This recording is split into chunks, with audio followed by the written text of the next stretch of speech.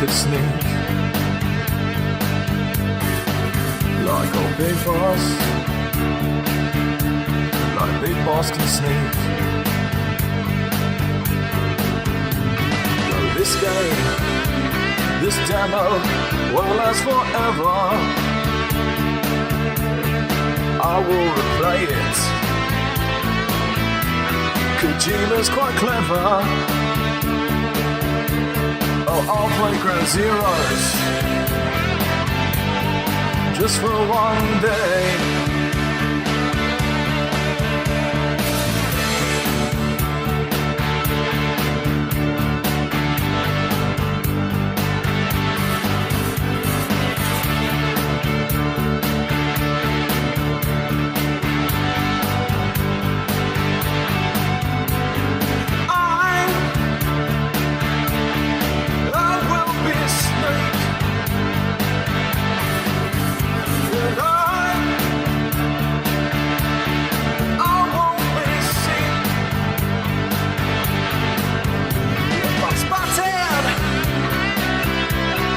Just run away, or I will shoot them. Just brain spray. Oh, I'll play Ground Zeroes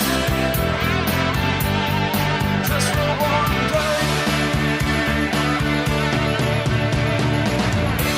Snake! Hello and welcome to the Explosive Alan podcast. We've reached our quarter century, which means it's our podcasting silver anniversary.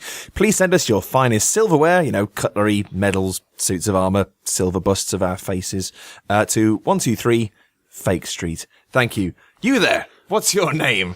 And what's the weirdest thing you've ever eaten or drunk? My name is Simon Chung, and I have eaten a cheddar-flavoured cricket.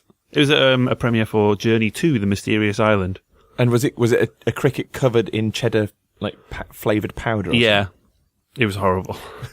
Ash.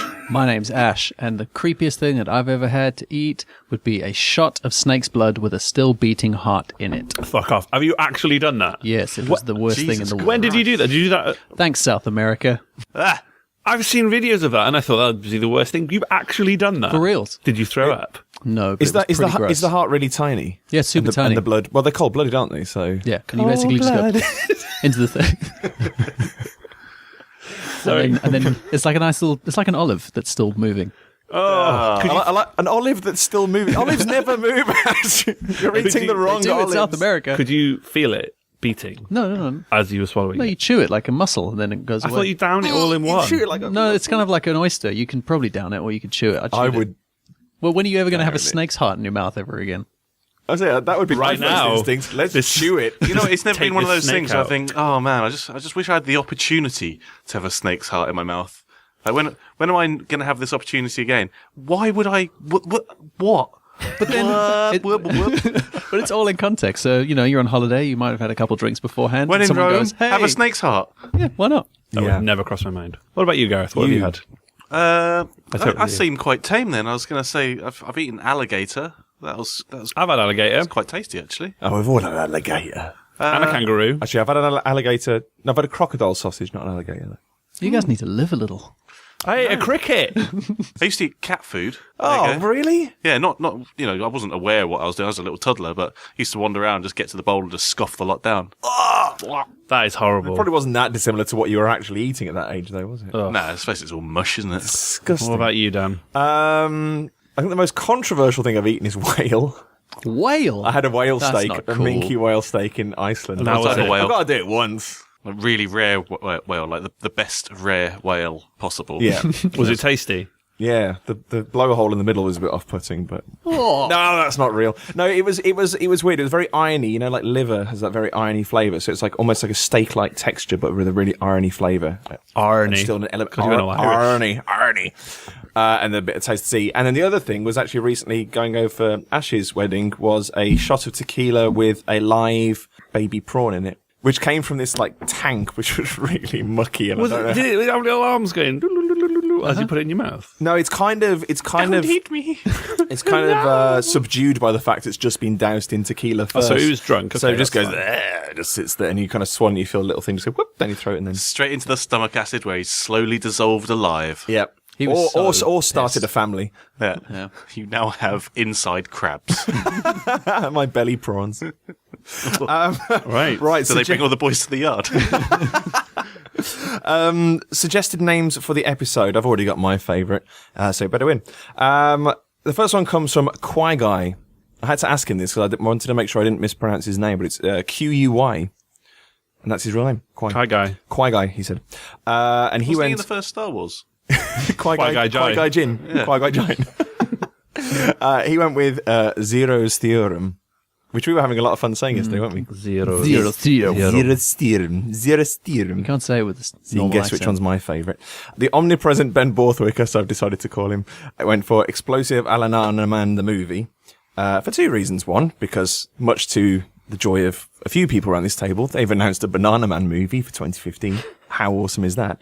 And he said it was a reference to Kojima as well. I said, how is it a reference to Hideo Kojima? He says, because like Hideo Kojima claims in his Twitter profile, 70% of the title is made up of movies. And he says 70% of his body is made of movies.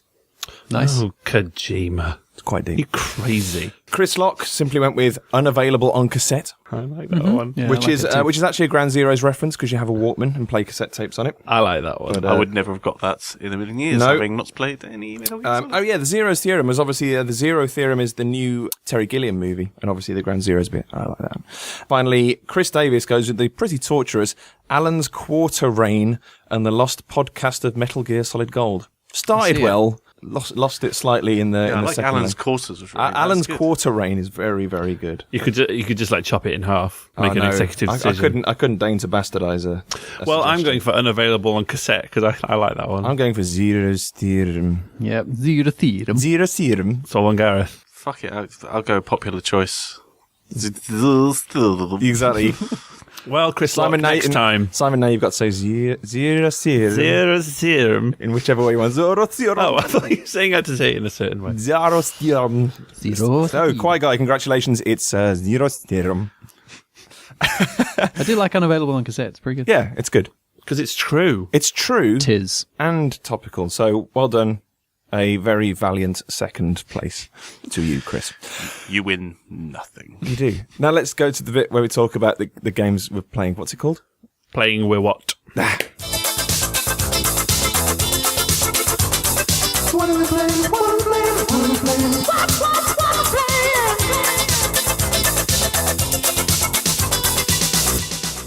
Let's go in reverse order. Gareth Oh, blimey. When you do this to me, I cannot cope. throws you way off. Gareth, I've been busy. what the heck? Yeah, I know. you know- You've kind of made up for your previous Yeah. week's lack of gaming prowess. So usually I'm I don't know, just scraping the barrel with things I might have looked at. Oh, or I've been seen. doing real work. Yeah, proper work, innit? No, this week I've been all out. So obviously I'm still finishing up the Stick of Truth. Well, not obviously, but I am. But I've also finally nabbed the Office PS3 to play The Last of Us, which, you know, I'm obviously late to the party. I keep on saying obviously. I'm late to the party on that one, but it is, well, you all know. Everybody's listening knows how good it is. It is good. So I won't spend much time telling you it, but it's bloody good. It's really good. Yeah, enjoying that. And it is a bit depressing, so I can only play like maybe a couple hours at a time before I slip into, I don't know, a state of, a sort of coma-like state. But it's all kinds of awesome. But I'm also playing a couple of games on the phone as well. I've been pimping this one, Smash Hit. Oh, yeah. It seems to be quite popular on the App Store at the moment. Is this to do with the magazine? It's not Smash Hits, Damn the it. popular 90s music mag for teens. It is Smash Hit. Shit. That's a good idea for a game. They're like Game Dev Story, but you have to put together a teeny pop magazine. Yeah. Keep Anyway, that one as an deviating slightly. what is Smash But Hit? yeah, so it's I couldn't tell you the developer because I've not done that much research. Don't worry about it. I'm very lazy when it comes Then to podcasts. they're- I They're think not it's made by Billy Development. Okay, right, Billy Development. It's so you are a ethereal thing flying through what looks a bit like Aperture Science laboratories. Sold. They're all really beautifully crafted sort of worlds. Yeah, sorry, I saw you playing this the other day. It does look really cool. And you you come up against all sort of objects, and basically the only thing you have to do is throw a ball at the right time in the right direction to break through the various, things that get in your way. It's like the Lilt adverts where they'd run through walls. Yes. Right? No. Yeah.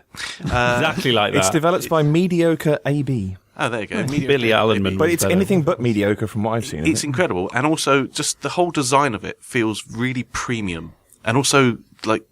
For me, the thing which I like the most is the sound design, because it's got this nice sort of ethereal sort of. It's like a soundscape. Yeah, isn't it? that's it. It's more of a soundscape than a soundtrack. And then all of the sounds are really lovingly crafted, and they apply the right echo and shape of sound for the room that you're in. So definitely check it out. And if you do check it out, put your headphones in, because it's quite an The experience. sense of weight's fantastic. You're throwing these really heavy balls, and it's actually surprising how few big budget games have conveyed the same kind of scale with, and it is a lot of it's through the use of sound as well. You really feel like you're smashing these things apart, and the physics are beautiful. Yeah, really, really top drawer stuff, and it's, I think, this one is free, but I think you only get like 5 levels, but they're 5 pretty solid levels, or checkpoints they call them.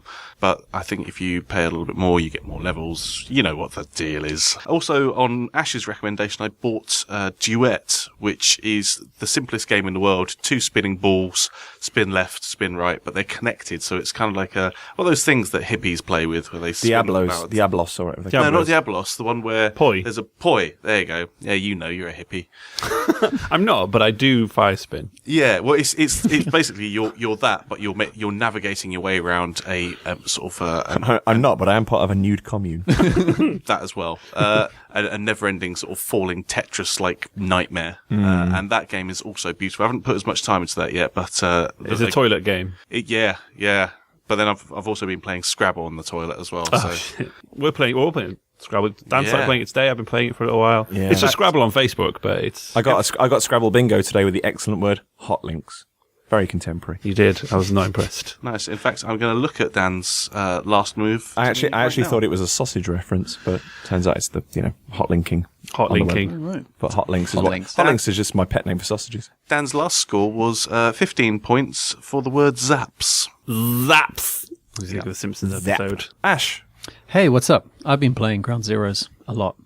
Metal Gear Solid Ground Zeroes. A lot. I've heard it's not that long. It's not. It took me about 2 hours to finish it. That's because I was taking my time. But I know it's getting a lot of flack for that. And to be honest, if I had to pay for it, I was very lucky because Dan got a copy and I borrowed that. I'm going to ask you that question later, actually. So, should I save it for later? Save it for later. Okay. So, basically, I loved it because, it's one level, but it is a pretty massive base that has an underground bit as well and a big base sort of HQ. So there's like a building that you can go up and inside and underneath and stuff. Cool. But normally, like I love Metal Gear Solid so much, like I'm pretty obsessed with it. But all of the other ones, like I played Peace Walker recently and things like that, and they always have the side missions after you finish the kind of narrative mission. But because for me, I love the Metal Gear Solid story because it's so kind of melodramatic and right up my street, I never did the side missions because it was more of a game at that point, because then it was more about like finishing with perfect score or getting top rank or getting points or something like that. But this is the first Metal Gear Solid game that has made me actually want to play the side missions, because you've got the same level, and once you've done the narrative bit and you finish the story and the cutscenes, if you go and do the other side missions that are on the same level, you experience that level in a totally different way. Where something like Peace Walker or even like Metal Gear Solid 3, they were quite linear, the levels, and there's not a lot of challenge involved in that. You kind of find your path and that's it. This one, you can approach it in any way possible, and they've totally refined the controls as well, because Metal Gear Solid's always felt a bit clunky, and I know you're supposed to take a long time with your stealth, but every now and again, when things go wrong, I don't want to restart at the checkpoint. I want to just like go a bit nuts for a second, kill a bunch of people, and then run and hide. And they've refined it so well with this game. If this is a taste of what Phantom Pain's going to be like, just take my money.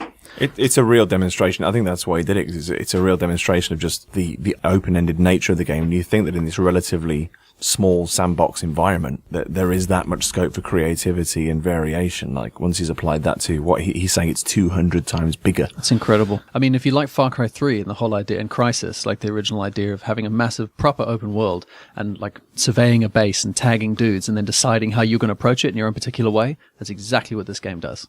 So if you're a fan of that, buy this. Cool. Yes, and also, I know Dan's going to talk about it a bit more, but Titanfall. So I haven't played PC games for a long time. It's great. It's amazing. Having a keyboard and mouse for a shooter again is really, really cool. The game is, as a huge Battlefield fan as well, I really liked Titanfall, and I honestly thought it was going to swing me towards buying an Xbox. It didn't. It's not that great. It doesn't feel as deep as something like Battlefield, where you have a couple rounds of that and you feel like you need to improve a lot because you're a bit shit. And also it's so deep. There's so much to unlock and, expand. Titanfall doesn't really feel like that. That's not a bad thing. It's a different type of game, but it won't keep me coming back personally. But man, if you get a chance to play it, that sound when a Titanfall drops from the sky, it's fantastic. It's so good. When a Titan falls. When it actually falls. Sideshow. Sideshow. I'm still playing Lightning Returns, and I'm still hating it with all my heart. Is this the third week running that you've been suffering through this game? Every time they talk, I just think, how could someone have firstly written that, then approved it, then had some poor voice woman read it out? Because I want to know what happens. But, it is just so shit. You don't want to just read it online or watch a cutscene or something? No, I want to experience it. Okay. Like I've earned it. That's going to be an ongoing thing for forever. And then the other thing, because I figured I should probably actually check out some of the games I bought on the Humble Bundle other than Nancy Chamber, because that's all I bought it for. So I've tried Beat Buddy's Tale of the Guardians, and turns out to be pretty fun. I think you would like it a lot, Dan. Turns out to be better than Antichamber. Way better than Antichamber. It's this it's really sweet little game. I can't remember who makes it either now, but they're really I will research indie, that while I you assume. talk. Yeah. But it's this 2D game. You're this little character. I'm going to say his name is Beat. I don't know. Bobby Beat. Let's call him Bobby Beat. He is a little turquoise thing who lives underwater. He looks a bit like a fish, or like a diplodocus. He's got like big swooshy arms, and you navigate him around underwater caves and stuff. And everything in the world produces some kind of a beat or a musical instrument, and you go and interact with it. And just navigate your way through this world, and it's great, and it's just really musical and rhythmic, and you get these little vehicles that you drive around, and then like to control it, you've got to hold the left click, because it's all controlled by mouse. You can do it on a pad as well, but I'm doing it on a mouse, so you like hold left click to move, and then you've got to right click every second beat to the music to make it move. It's just a really, really fun game. And when it gets going, the music is, there's all sorts of different music in there so far, but like the best one I've heard is like swing kind of music, really jazzy, and it's really fun. It's just a really fun game. It's so silly. That's cool. And I just didn't expect that at all. I just basically played it because it had the word beat in it, and I thought, it might be a rhythm action time kind of thing, and it is, but in more of a platformer. A nice creative way, and it's developed by Threaks. Like Freaks, but with a T and an H at the start instead. It's really, really lovely. It's beautiful looking, yeah. Looks beautiful, Kind of looked over your shoulder as I'm wont to do when you're playing pretty things. And Yes, and that's me. Good stuff. I've been playing all sorts. Still battling through Dark Souls. Anyone who's been following my progress on Twitter, I am now trying to fight my way through Sen's Fortress. But I fought and beat Sif, the Great Grey Wolf, and I was very, very happy to have trashed him. On top of that, still playing the lovely Tokiden and TXK on the Vita, but as Ash said, I've been trying out Titanfall. I've been playing the Xbox One version, and pretty much share your views on it, actually. Apart from that gun where you shot everyone immediately. Oh, the Assassin's, lock pistol that's totally designed for idiots like me. Yeah. Because, I'm finding it very hard. Well, one thing I find deeply confusing about the game is because there are so many AI grunts in it, I'm really having trouble kind of finding actual players to kill. Yeah, that does annoy me actually, because I'm busy thinking, I'm killing you, you're dead. Yeah. But no, then the score at the end racks up and it's like, you have killed fucking nobody. You've killed fodder. Well, in the campaign mode, it's clearly to add a grander sense of scale. Like, if all of these battles were just 6-on-6, they'd be quite empty feeling, I guess. They're meant to be these big skirmishes, but that's the campaign. Once you go into the traditional team deathmatch modes and stuff like that, they seem utterly redundant. They don't seem to have any purpose. Isn't Battlefield, doesn't that have 64 people? Yeah. Yeah. And why should they not have put that in Titanfall? That feels incredible. It's because I think one of it is probably a technical limitation because of everyone gets a Titan, regardless of how well you've played. You get 3 minutes and then you get Titanfall. So if you imagine technically there could be 12 troops and 12 of these giant robots marching around the battlefield. And to be honest, I quite like it smaller. I like the old, more condensed battles. Battlefield 4 works with 64 players because it's such an expansive environment. Like, the arenas are absolutely huge and there's vehicles and it's made for that.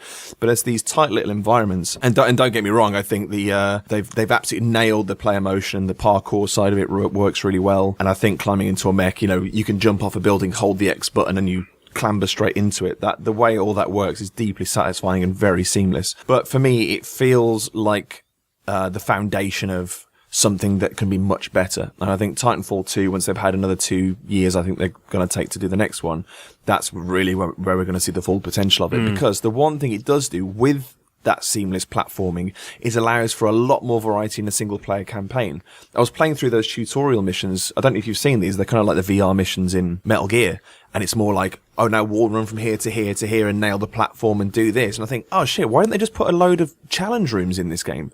Like with medals and stuff, where even if you're not doing the main campaign, you can actually get used to the navigation in your own time and become an absolute pro at that without being thrown into these multiplayer skirmishes all the time. That's it, because whilst a lot of the stuff is achievable, to actually master it is going to require quite a lot of game time. Yeah. But I think if you had challenge rooms, you'd be able to master it a lot quicker because you'd be applying that knowledge. And also, there's absolutely no reason why the campaign elements couldn't be entirely bot driven. Like, I was trying to play a campaign mode and I was just waiting forever for other people to come into the game. It was like, well, if I want to play the campaign and play what little story there is, why can't it just be me and 5 bot teammates against 6 bots and grunts or whatever? Why is that not an option? Or if it is, why have I completely missed it?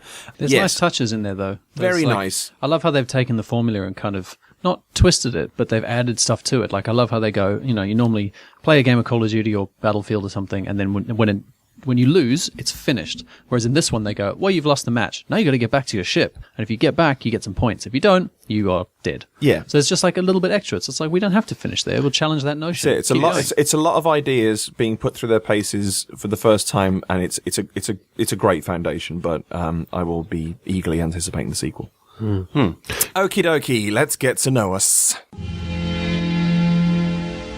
Getting to know us. Getting to know all about. Do we have anything to report before we get into the actual user questions? Do we have anything to report over last week?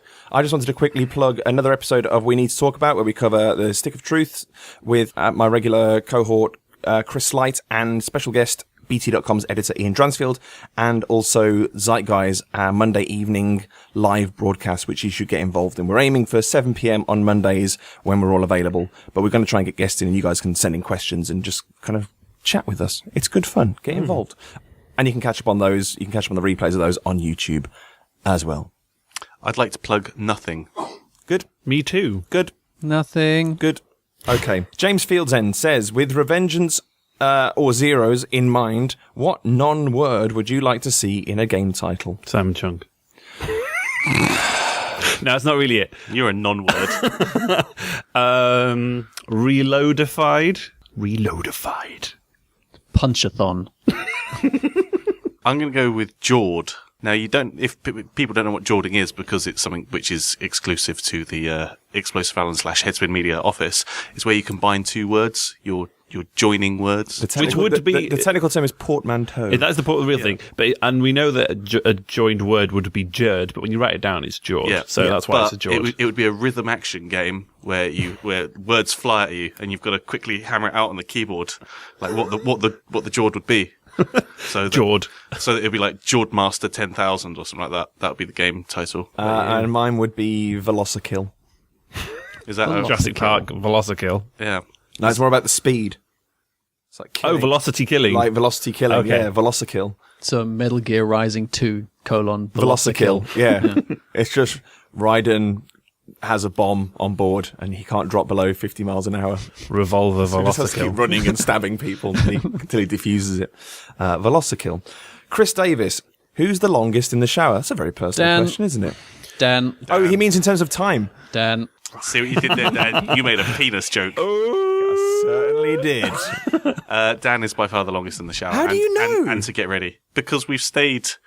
we've worked abroad with you, where we've had to share Wait hotel for you to get rooms out the or shower. Yeah. Just generally waiting for you to get anywhere on time. That's why we tell you to get in first. Because I wash beyond the key areas. Sure. My shower has lights inside it, so it lights up when the shower's on. It's got little colours. So you get in transport. I like the fact that every shower for you is a disco. It is. A wet disco. When you first turn it on, it's green, and then when the temperature's right, it goes blue, and then when it's time to get out, it goes red.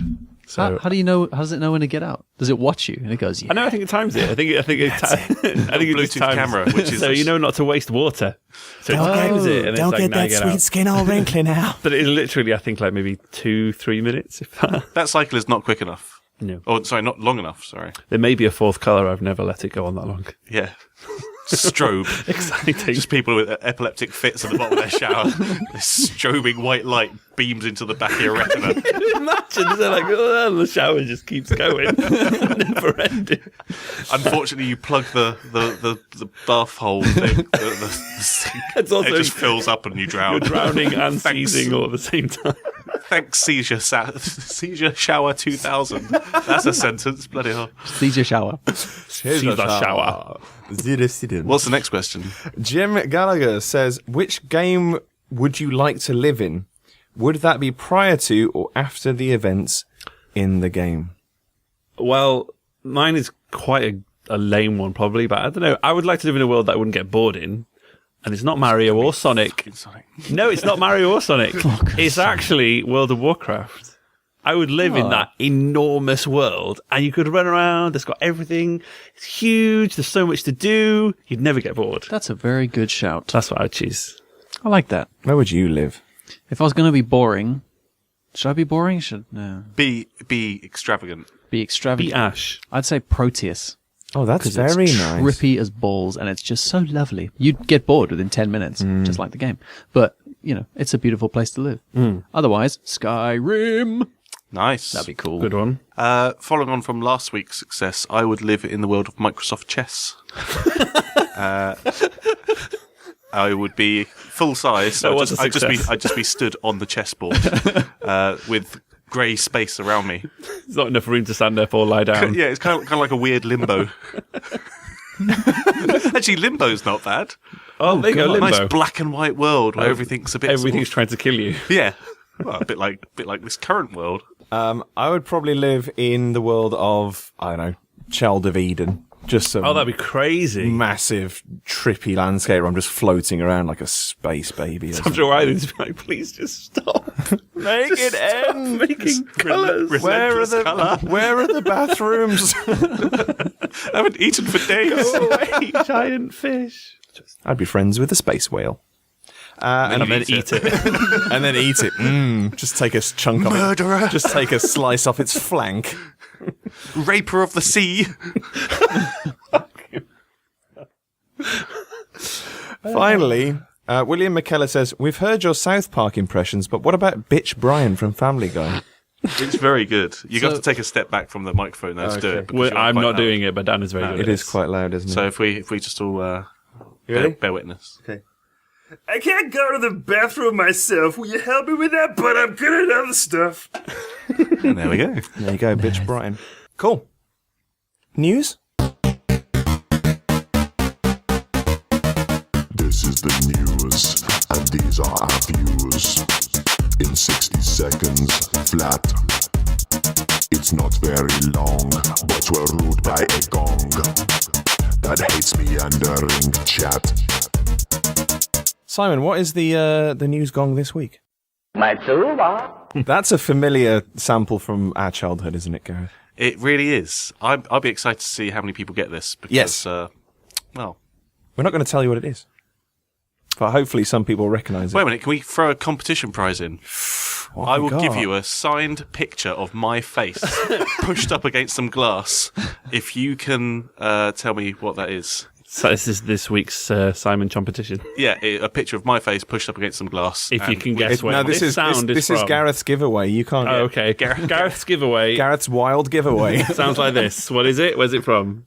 Matsuba.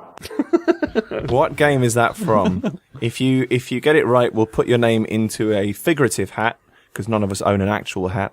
I've got a hat. Shut up, Simon! You're ruining it.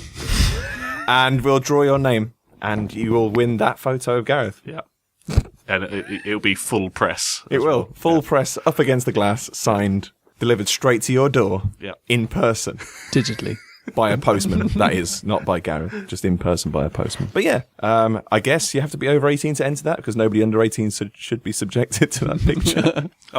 If you're over 18, you get the nude version. If you're under 18, you get other parts of Gareth pressed up against the glass as well. if you're under 18, it's just like, I know, a bit of ankle or something like that. Yeah.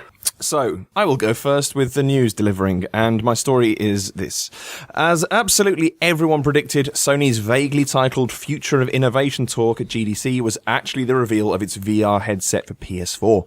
Ooh. Shit! The prototype, dubbed Project Morpheus, offers a 1080p resolution screen, a 90-degree field of view, and built-in accelerometer and gyroscope sensors. It works with the PlayStation camera to track your head movement, which should hopefully reduce motion sickness problems. It also uses 3D audio tech that works in tandem with the positional tracking. It's intended to work with the Move and DualShock 4 controllers, which explains what Sony really had in mind when they included that light bar. As it's a prototype, there's still no release date or pricing yet, but GDC attendees have been able to check out a number of demos, including the Deep, the Castle, Valkyrie, and a special portion of Thief. So the question is this, and I think we might have dealt with it before: should Oculus Rift and its makers be scared? Start. Yes. I think so. Sony have been sitting there and like, ooh, we'll see what they're doing, we'll learn all the stuff that they're doing, and then they've just jumped in with all this other stuff. They've got the PlayStation camera that's already theirs, they've got the Move controller already theirs. Yeah, I think they should be scared. It was 3 years in the making, so it sounds like a lot of these elements that the PS4's included with it that seem relatively non-essential right now, it's actually been a future-proofing measure. 1080p. Should be awesome. Accelerometer and gyroscope. Apparently they demoed one part by showing off a Shadow of the Colossus. No way. I'd have lost my shit if I was there. Yep. Yeah, I think that I want one. We've lost a lot of shit this week. all the shit, I got no more shit to lose. Yeah. Our bowels can be no more loosened. Well, I don't know. Can loosen no more. The idea of the 3D audio and stuff as well. Like, that's just stuff that Well, Oculus doesn't have any kind of Oculus. built-in sound. Exactly. Yeah. It just sounds like it's going to be leaps and bounds. And the better prototype's a very slick, futuristic-looking bit of kit as well, isn't it? So, yeah, I'm there. And he's there. He'll be there. Gareth, tell us a story. I'll tell you a story. Spin us a yarn. So here we go. It's taken over a year, but SimCity is finally playable offline. The fact that the ability to play offline even warrants a new story is sign of just what an unnecessary mess EA made of this otherwise very accomplished reboot. The single-player mode came with the 10th game update and can be accessed if you turn Origin offline. However, this new mode can only be played offline, and so you won't be able to earn achievements, view your friends list, or any of the other online features, unless you're playing it as EA originally intended. So, question is, meaningful consumer victory, or too little too late, or both? Start. They won't do it again. Always online. Surely they've learnt. You would hope. Yeah, please don't. Surely that was one of the most botched launches in Ever. the history of gaming. Yeah. Terrible. So bad. I think it's too little too late. If it sounds like it is hard to play it offline, it should just be like, play it offline, easy. That ship has sailed, hasn't it? It's meaningful in a way because a few people, somebody on Eurogamer posted this quote from one of the members of Polygon, tweeted like, if you think that Maxis can just turn SimCity offline, then you're seriously mistaken, or words to that effect. And like a year later on, they've done it. It sounds like they have had to make some pretty fundamental changes to the code to make it happen, because they seem to have disabled a lot of features that relied on the online aspects of it. But I think that you can't play a single-player game when you're online is still preposterous. I mean, surely there's no reason why you can't just build a city like you used to do in SimCity, but still have friends list access and stuff like that. Why do the two have to be mutually exclusive? Yeah. I agree wholeheartedly, Dan. Wholeheartedly. It is a load of cock. Simon of Chongdom. Get ready, we've got a Sonic story. Oh, good. Buckle up, everyone. Strap yourselves in. Here we go. Eye masks on, everyone. It wasn't just every... Oh. What the hell that was for a second? Car coming through the... It wasn't just everybody in the world who wasn't keen on the new Sonic designs for the upcoming Sonic Boom game for Wii U and 3DS. Apparently, during early stages of the redesign, Sega and Sonic team were very uncomfortable about the direction they were initially heading. Big Red Button, they're making the new game, have said... Love their work. Love their work. We experimented with different colours and surface features on the characters, such as fur or scales, and quickly Sonic team came back with their discomfort of that. Early on, when we had our first review of all the crazy things we wanted to try, Izuka-san came down to Los Angeles and looked through all the different concepts. I felt sorry for the guy because sometimes he couldn't actually look at the screen. I just imagine him sitting there going, no. It was too traumatic seeing all the crazy stuff we wanted to do. Such a little wuss. Obviously, Sega are happy now, though. It's just the rest of us who have to get used to his new look. So my question isn't actually to do with Sonic, so don't worry. I just wanted to know, what gaming character do you think deserves a rebranding? Wow, what a tenuous link. Yeah, sure. I got a chance to talk about Sonic first. Longer than the minute. I know. Go. Sonic the Hedgehog. Snap. Yeah, take that scarf off. After this one. I just love the idea. It's like, yeah, Sega hated everything we did, and the game's creator just couldn't look at the screen anymore, but basically we said tough shit and we went with it anyway. Brilliant. Great job, guys. What does Sega know? I know. I love the idea of just guys going, like, they're really excited. They're in their little suits and they're like showing off on a little projector, and the guys going, no. No, I can't look at this anymore. It's quite honest that they've actually allowed this to be printed as well. I like they said scale as well. It depends who they were giving scale. It's like, we decided to give Sonic a new scaly look. I was like, no. Actually, quickly, who would you rebrand then? Master Chief. Yeah? Yeah. Good choice. Because he is clunky, isn't he? Because everything, Yeah, like, he's we've been made done some that. modifications. They're barely perceptible, aren't they? He looks like a give us man something who's else. got plastic boxes on his arms. Ploxes. I would rebrand, I don't know, Mario. Matsuba. And finally, Senor Denton. Devolver Digital is branching into documentary making with Super Game Jam. The Serious Sam and Hotline Miami publisher confirmed that each episode of the 5-part series pairs different renowned indie game makers and follow their efforts to create a game in 48 hours. As a neat bonus, the game each team produces will be launched on Steam alongside the episodes they feature in. The first episode couples Ridiculous Fishing's Jan Willem Nijman with Ibn Ob creator Richard Buerta.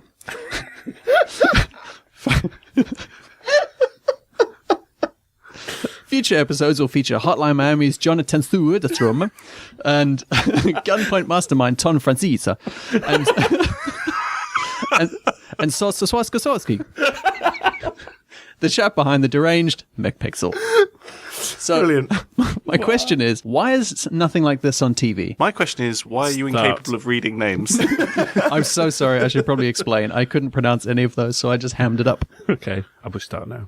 Well, if Kim Kardashian can make a fucking TV show, then surely this can happen, That's right? because she's super broad in terms of appeal, not just bum width. But HBO makes got two niche great stuff assets. all the time. But it's never game related, is it? Yeah, but why? Because nobody likes video games, Ash. But it's a big enough audience, surely. I know. It's It getting totally there is. now, Do you know definitely. what the problem And that's is? and They're all too busy playing games, though, to watch stuff about games. Bloody gamers. Bloody gamers. Betraying their own kind. No, the beauty of this is it's got the perfect gimmick. The fact that you actually get to play what they put out as well. That's fantastic. that's such a good thing. That's, you know, people are always going about like, oh, second screen. How are you going to employ the second screen? What better implementation of the second screen can you do than actually be able to interact directly with the product that they've created before your very eyes on the show? They did it on the Gadget Show, where they set a challenge about to do that, and then they released it, and it did quite well. I like the idea of if they had test flight attached to it as well, you could be playing the builds as they were being built. Ooh, Yeah, that's that's cool. the iteration. If that was live, Yeah. if you in that 40 Joker hours. cards. Joker. You might as well, just the last story. card. Yeah, I think it's a great format. I think Indie Game the movie and the fact that that's the success of that has branched out beyond. You know, anyone I know who's not a gamer who's watched it, I think really enjoyed it. Really enjoyed the human side of it. And I think as long as these episodes actually factor in the story of these people, how they came to prominence in the first place, why it's a big deal that they're together and talking about their approach to game design and stuff. I think they've picked a really good lineup of people. Yeah, The teams are great. Done well, I think that'd be really good. Like, Yeah. you know, you watch Grand Designs. I know it's not the same thing called, but you're watching someone build a house. You don't get anything at the end of it. You're just like Ryan McLeod being a dick at the end. Yeah, Well, I his name think- is Kevin McLeod. But this, you'd get something, and just see the full process in the story. And Yeah, I think really enjoy it. demystifying the game creation process a little bit, having so that you can play in a 48-hour period. It's always going to be something that's kind of fun and quick to play as well, isn't it? That's all very true, but if you ever call Kevin McLeod a dick again, I will end you.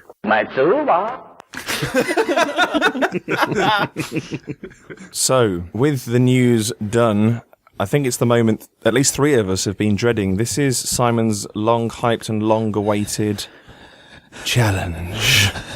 Hot diggity dog, it's challenge time, and I ain't wearing no pants. Okay, so I'm really sorry, but I had planned. Should I reveal what it is, or should we try and fix it? No, reveal what it Okay, is. so it was a shock ball in that basically it's like hot potato. You pass a ball between each other, and at one point one of us would have been electrocuted, but it doesn't work. That's what happens when you buy things on eBay. So instead, I do have a backup game. Bloody hell, so I'm glad you're that well prepared. Yeah, so basically, there's a TV show I don't know if you were called Dick and Dom in the Bungalow. Oh yes, and they had a game that they'd play on there called 2-Word Tango. And basically, what it is I haven't thought about this in advance, so I'm not cheating in any way. But I've got 6 categories of things in my hand. Okay, and one of us will choose it, and then that category, say for example, it is fruit. I'll say banana. You'll say a fruit. Gareth will say a fruit, but it's to a song, and the song speeds up.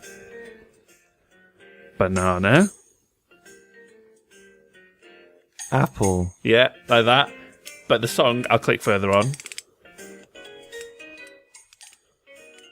It gets fast. Oh right, and so if you stumble, you're out. That's it. Okay. If I stumble. So I've got 6 on here. I promise I've not cheated and thought about them in advance because I didn't think I'd be using them because I thought we were doing the other game. So if Ash would like to choose the first topic, the category is male game characters. Male Shit. game characters. I am going to stumble. Okay. Gareth. Sonic. Hang on, no, you ready? Because I'm gonna start it. Solid Snake. Dr. Robotnik. Luigi. Mario. Liquid Snake. Tails. Nathan Drake. Nico from GTA. Booker. Knuckles. Revolver Ocelot. Super Meat Boy. Old Snake. Joel from Last of Us. Batman. Oh my god, I'm running out of them. Robin. Big Boss. Joker. The Thing from Braid. Fuck. Oh, you're out.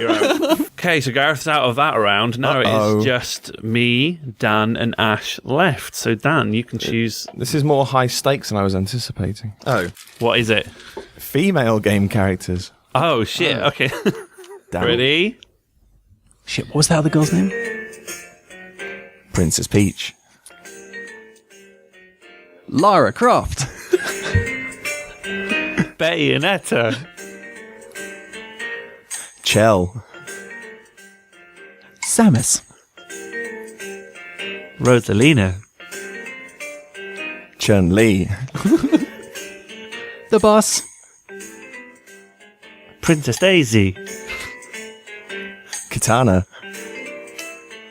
Melina. Ooh la la. Rose. Pikmin. No. No. Pikmin. A fucking Pikmin. You had Meryl. Right, okay, so it's just me and Dan. The category is female actors. Ready? Angelina Jolie. Jennifer Lawrence. Michelle Pfeiffer. Jennifer Tilly. Podcast Gold. Jennifer Aniston. Rose Byrne. Lisa Kudrow. Meryl Streep. Courtney Cox. Jennifer Aniston, fuck you. I already said Jennifer Aniston. Oh, did you? I wasn't paying attention because you said podcast gold and then I got totally thrown off. Did you? Can I rescind that and say Glenn Close? No. It's too late, I won. No. Won my own game. Oh. Well, I will nominate... I was distracted. I will nominate for the next one... who hasn't done a game in ages?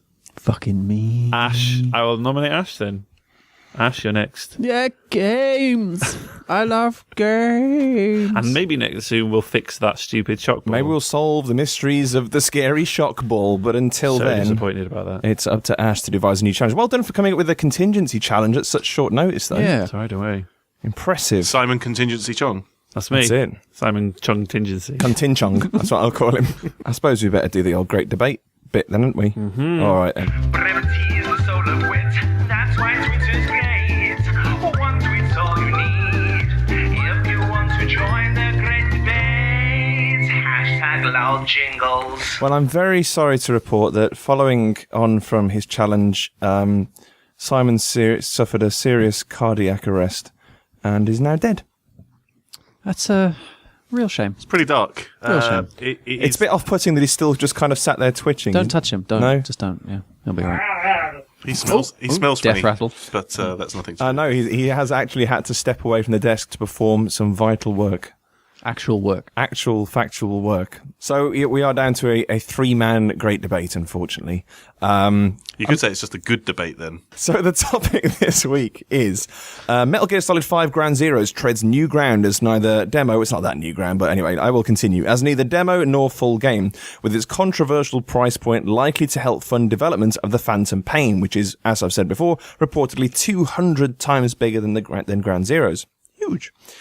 Is this something that could only work for such an established franchise, or is it a viable means of testing the waters for new concepts too? That is, having people pay for smaller versions of ideas to help fund larger, more expensive versions. Not like Kickstarter, where you just put money in, but actually having a product to play. So, Steam. First comment. Access. We will get there. Facebook. Shelley Ball. We try before we buy. That's how this relationship should work, unless it's something like a Kickstarter and I'm investing in something or someone that I believe in. So yes, I believe this works only for established franchises. That's the polite way of looking at it. Another way is as just a cynical cash-in for the fans. Either way, Kojima-san knows there are people out there who will happily buy anything he puts his name on, regardless. Personally, I'm a massive, massive fan, but I feel over the years my loyalty has been tested to the limit. I will not be buying Ground Zeroes until MGS5 is released. Ash, and this is the question you were going to answer earlier. You've played through it now in full. Would you have paid £20, as is the cost of the PS3 360 version, or even £30 for the Xbone PS4 version? I would have paid £20. You think £20 was reasonable? Yeah. Especially because I think it's quite smart the way he's doing it, to be honest. And we were talking about it just briefly about how they do it on Steam already. They have like the alpha that you can pay for. And they say, this is an alpha. Please help us give some money towards this development and blah, blah, blah. You can start playing it. And it's not massive franchises that do that. Everyone does it. It's really smart. I'm so glad that someone's doing this on console. I would happily pay 20 quid for Ground Zeroes. Who was it? Shelley Bull that was saying that before, right? Please, if you're listening to this, don't regret. Don't pause. Just go get it. If you're a massive Metal Gear Solid fan, it's so worth it. 30 quid's a bit much. That's how much it is on PS4, right? It is, yeah. But I'd pay 20 quid for this. It is an extended demo, but man, is it impressive. If you're a Metal Gear Solid fan, it gives you something more than you've seen before. Okay. On that note, then. Facebook. Joshua James Woodford says, to be honest, it looks really fun. In the past, I've spent £50 on disappointing AAA titles with 5 hours of barely any fun. So if I pay £30 for 2 hours of amazing content, I would say money well spent. What I'm saying is I'd rather purchase a game like Ground Zeroes than I would Rise. Harsh. And my point to that is Ground Zeroes lasts, well, speed runners aside, and that's just really not really enjoying the game as it's intended to be played. It lasts as long as many highly acclaimed arcade and indie games. But obviously it has that added AAA gloss to it. So is that necessarily a bad thing? You're playing a game that looks like a big budget title, but offers the same longevity as an indie title. But it's just too expensive. That's the only problem. If it was an indie title, you'd pay But that's what I'm saying. An indie title wouldn't have the same production values in the gloss, and you're paying for that extra kind of Metal Gear. There's a sinister side to me that you think. I know that if you've achieved all that, if you've got that gloss and you've got that engine working, then is it that they're just releasing it in bite-sized chunks to, really make more money from people, or is it for a genuine reason? It would be sad if it was just to get more money out of people. I hope it's because he's looked at the engine and gone, damn, this is so impressive. I want to make a longer game, and I know my fans will play it. I hope that's why he's doing it. But what do you think? Like, what does your brain tell you? I think he wants more money to fund Phantom Pain, which is why it's taking so long to make. I want to touch on this because I did check Konami's fiscal review report of the last year. Just to follow on from someone's point, actually. Tweet. Carl Stevens said, it's a ridiculous model for an established publisher. We'll wait for it free on PlayStation Plus, or worse, bundled with Phantom Pain. Now, I checked, and I thought to myself, what else does Konami actually have to rely on these days? They've got Pro Evo Soccer. The last Castlevania was a monumental critical disappointment, and I imagine it will be sales-wise as a result. The arcade scene's a bit dead, so will their Beatmania, Dance Dance Revolution, popular in Japan, no grand anywhere else. So, is this really all they've got to rely on? And for the time it's going to take to make this game, do we think that actually releasing this interim product is necessary? Because I reckon this is a game that's going to be in the hundreds of millions to produce, if it's the size of the Phantom Pain, but with all the production values you'd expect from a Metal Gear game. I can imagine it's going to cost the same as Metal Gear Solid 5. Or is it chiefly for Kiefer Sutherland's wage? Well, he's not coming cheap, let's be honest. But I reckon the same amount of money that you're going to spend on GTA 5, you'd spend on Ground Zeroes, Phantom Pain. Really? Yeah, if Ground Zeroes is a taste of what Phantom Pain's going to be, and that's just one level, and he maintains that throughout the game with the same length as all the other Metal Gear Solid games, wow. But he's transposing that concept of the whole seamless world, and the seamless aspect of it is deeply impressive. He wants to expand that to the entire that would be incredible. Game world. That would be amazing. That would literally be... who is it? I think it was Martin Robinson on Eurogamer. His review of Ground Zeroes is really good, by the way. Polygon was so short-sighted in their review. It sounded like a guy who hated Metal Gear Solid, was not an objective journalist, and then started talking about it, which is a bit of a shame. So what was it? What was the Polygon reviewer's biggest issue with Ground Zeroes? He was basically saying that it was an incredibly small level that he finished very, very quickly, that didn't have any replayability to it at all, which is really unfair, because I found that the side missions they're in the same level, but they're not in a linear sort of environment. So you'd have different objectives, but then they'd kind of like raise the stakes. So one of the things that you do on one of the side ops, after you finish the kind of main narrative, is you get the choice to go and rescue one of the fallen comrades or something that's now a prisoner. So everyone is suddenly on high alert. So the chance of sneaking, unless you're really into your stealth, you'll do that. But then you just kind of go full force into the whole thing. You sneak as much as you can. As soon as you get the guy, you have to call in your helicopter, which takes real time to fly to the location. And if you don't take out a certain number of like anti-air sort of installments and things like that, and like guys with rocket launchers, they'll shoot it out the sky. So you have to be really tactical about how you do it, and it completely changed the level for me. So then I was like proper gunning people down, putting the prisoner on the floor, protecting him while I was getting swarms of troops coming at me, put him on the chopper, and then as you get in the chopper, it's all seamless, which is the most incredible part about it. And then as you're in the chopper, you have to like do a bit of a lap around the base, so they're still firing at you, and I'm sitting in the chopper and shooting people, and completely different to the way that I played the narrative, or the main story, you could call it. It's brilliant. Like, it takes a level and lets you replay it with different environments, different weather things, different objectives. It made it feel so fresh. I think all these speedrun claims are really... It's cheap journalism. It's like tabloid-style games journalism. It's like, look, I can do this in 10 minutes. It's like, well, fucking done. It's like, that's not the point. How many games have you played for hours and hours and then return to, and then you can, like, bomb through it any time? There's no way that whoever's publishing those videos did it in 10 minutes first time, which means, hang on, it's got replay value because you've managed to knock it down to a 10-minute. You can finish Dark Souls in 15 minutes, but I wouldn't describe Dark Souls as a short game. Yeah, there's a video of a guy like just glitching through it in like 40 minutes, I think. Yeah, but 40 minutes, you know, that is upward of a 70-hour game, especially if you play it like I do. And like you say, cheap, lazy journalism. Yeah, you can't denounce a game because you've decided not to enjoy it. And you kind of missed a whole bunch of things other reviewers. Suddenly this has turned into like a Polygon bashing. No. I just want to say Polygon aren't the only people that have done this or run videos to this effect. But it's always it's fun to jump on. I think, let's kick him whilst he's down. Come on, lads. Oh, he's in the dirt. Let's kick those multi-million-pound fucking website down. There was one of the lines from podcast. That Go on, sorry. One of the lines from the review though, which I didn't really think it was justified is he was like, yeah, the level's really small. At a full-on sprint, I could get across it in 5 minutes. 5 minutes of solid running. That's pretty fucking huge, if you ask me. You know, he was sat there with a stopwatch just going... only 5? I just don't get where it's coming from. It sounded like it came from a place of hate, which wasn't sounding like an objective Like journalist. he walked in going, this is just an expensive demo, and just stuck with that mindset and wouldn't kind of entertain any other kind of thought. Yeah. Well, here's my lazy journalism review of Polygon. Nice. You're shit. All of you. That one guy is now sitting in the back of the entire school of Polygon you journalism. represent all of them now. Facebook. Damien Ashley says, Dead Rising Case Zero, which I'd forgotten about when I originally wrote this question. It was a kind of a precursor to Dead Rising 2, which was made available as an Xbox Live Arcade. That was title. cool, actually. Yeah, it was a nice little idea. Did this at a much better price point. It was a lot cheaper. The original pricing, the pricing of Ground Zeroes was ridiculous. He says the original pricing was, I think, the 360 and PS3 versions were both originally 30 quid as well. Yeah.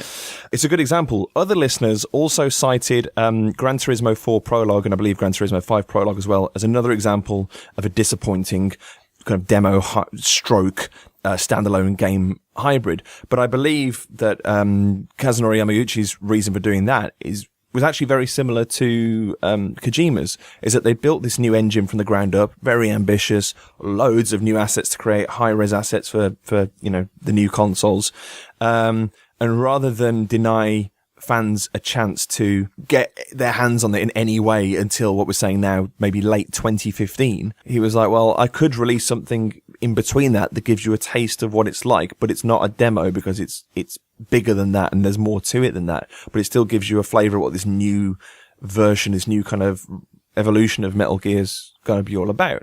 And I think in two ways, I don't necessarily see that as a cynical move. I think it's intended for the hardcore. It's like, if you're a massive Metal Gear fan like you are, Ash, then you're going to welcome more of it. It is slightly exploitative, but it's better than kind of pouring your money into something and seeing absolutely nothing, or playing a very rough, unfinished alpha. This is a very complete, very stable, very good looking game that's only going to improve with the Phantom Pain as well. If this became a standard practice, maybe the thing that would make people feel a bit better is if they were just totally honest about it. If Kojima came out and said, listen, I know he's a bit different, because he's Kojima, but if he came out and said, hey, listen, we have huge ambitions for this game.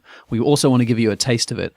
We're going to release Ground Zeroes. It's not a full game. It's more than a demo. It's fully featured, blah, blah, blah. But we really need more money to put into the final product. Obviously, put some PR spin on that so it sounds a bit better. But if he was totally honest, I would be so happy. And if he was like, listen, I've put it at £30 because I honestly believe that our community is so strong and blah, blah, blah, and there's enough of us, and if we all just put in this much money, Phantom Pain will be this much better and blah, blah. Just do that. But then I'll be able to realise my full vision for this game, kind of thing. Yeah. And that would make me feel better about it. But let's be honest, his fans are going to do it anyway. So maybe that's why he doesn't have to do it. Well, here's what you said. Tweet. Wait 1 second there, Dan. I'd like you to read this with TV voice. Oh, are you changing the thing? There you go.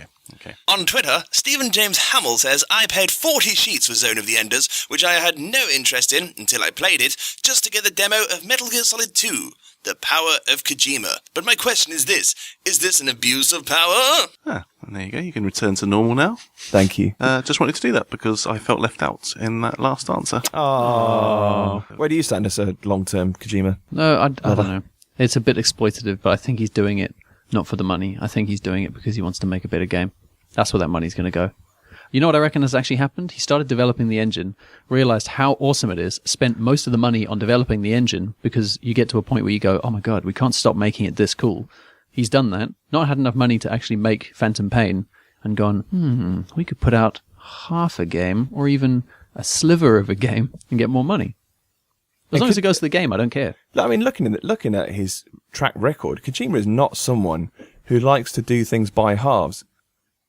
His games have more in them in terms of, well, definitely in terms of cutscenes and narrative, but just in terms of the depth and the very subtle depth that a lot of their games have. We were talking the other day about the boss battle against, I think, the End in Metal Gear Solid 3, and the number of ways that you can tackle that, and all the kind of cool Easter eggs that have existed across the Metal Gear franchise.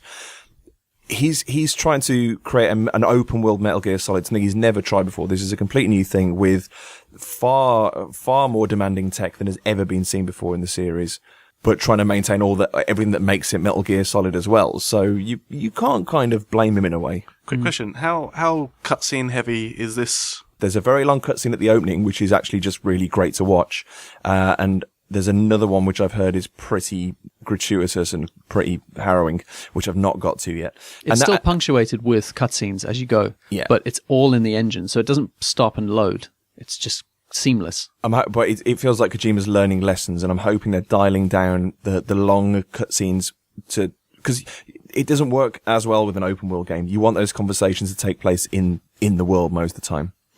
But then something like GTA, I don't know about you guys, but I got so bored of some of those open cutscenes or the dialogue between the people. Oh, while you're driving, there's just all that just chatter, inane incessant chatter. Yeah, just shut up. Oh yeah. Too much exposition. Oh yeah, you'll get lots of inane chatter in Metal Gear. That game's almost built on a bedrock of inane chatter. Ah, okay. Interesting. And finally, this is returning to a point that you made at the start, Ash. Facebook. Chris Shannon says, we're seeing prototypes more widely hit the ground in terms of Kickstarters and the Amnesia fortnights held by Double Fine. It's not terribly different than early access products from Steam. I think it's a good thing if even established mainstream developers are resorting to leaner projects designed to give players experiences in smaller bits rather than some overtime and over-budget monstrosity. It's an interesting way of looking at it, yeah. So, Gareth, even though you're not particularly over with Metal Gear, is this an approach you might like to see? Say, for example, they decide to finally revamp Call of Duty, take some time out to completely, have a do-over on it. Rip the guts out. Yeah, but it's going to take 2 or 3 years for that. But a year and a half down the line, they go, okay, we're going to release multiplayer only, 4 maps. Not even one map. One map. One deathmatch map. Just to give you a taste of what we've done and all the changes we've made to the game, it's going to cost you 15, 20 quid. For me, I suppose there would be a price point issue. Well, actually, do you know what? Probably not for me because the amount of stuff that we, are fortunate to get hold of early doors. But I think for the average paying punter, there'll be a price point issue. But yeah, it's, if you're a fan of the series, then you're going to want to be involved at every step. And if that's, at the halfway point of a complete overhaul, then yeah, I suppose you're going to want to be involved in that. I actually think it's a very good way of gathering feedback as well, because sometimes you can show an alpha and a beta and it's in a very unfinished state. But if it's in a state where they're kind of confident, it's like, this is now the foundation of how we want the rest of the game to be, it's a really good point to kind of step back, let people buy it for less, try at a much smaller scale one that they haven't made a great loss on, but can still recoup the costs of. And if it just turns out that 1, not enough people buy it, or 2, the feedback is overwhelmingly negative, or massively constructive, that it's worthwhile for both parties. I think having transparency is going to be really important from the studio, because you want to see that they are taking on board that feedback, and you want your audience to be as vocal as possible. And I'd hope that they will be listening to the fans and, I don't know, putting something back into the game which maybe they wouldn't have achieved had they not released this. I don't know about you. Are you particularly vocal with your feedback, well, apart from this podcast? I'm not really, which is quite bad. I'm one of those terrible people who plays a lot of stuff and I don't comment on anything. You're the silent majority. I really am, yeah. And that's really bad. You could probably benefit from listening to somebody who has an informed opinion. It's true. Yeah, I should probably get on the forums and stuff and talking about it, because I do love it, but they don't need to hear that people love it. They need to hear that people, what's wrong with it. Right? Yeah. But then, just quickly before we kind of close this whole thing out, do you reckon as this becomes more widely accepted in the future, and digital downloads does the same thing, do you reckon you could realistically say, okay, listen, it's going to be 30 quid if you buy it on disc because of all the partnerships we have with retail and everything else? Still, the main game, totally fine, as if every single game that comes out, every AAA title is still in retail and you can still download it. Yep. But these small little games that are like proof of concept almost, they're cheaper. So if you get the disc, hey, maybe it's 20 quid, but if you download it digitally, maybe it's 15 or 12 pounds. Why not? Because then you can cut out the middleman, but you're not screwing over your distributor for the proper releases. That sounds harsh. I don't mean that this isn't a proper release, but you know what I mean, for the big tentpole releases. Well, looking at the way we're going to go, I think, digital download is the only way forward. So it needs to get cheaper. Yeah. Yeah, because I think you're right. I think a part of Ground Zero's price point is that they've decided to release it physically at all.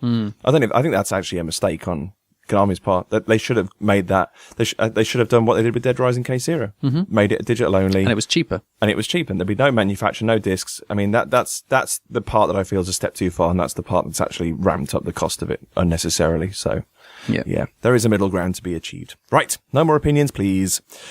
Right, here's to our next quarter century. Maybe we'll consider doing a live show or something. Do a live show. Yeah, if you lot think that's actually worth doing, tell us if that's a great or a terrible idea, as well as sending all the usual podcast gubbins down the TwitTube at explosive_Alan, through the face hole at facebook.com/explosivealanproductions, or deep into the mail slot at stuff@explosivealan.com. Stick that in your ear pussies. Say goodbye. Thanks, Gareth. Say goodbye as if you were a talking cat or dog. Goodbye. Meow, bye. Oh no! Meow, got to go. Oh, long just say goodbye.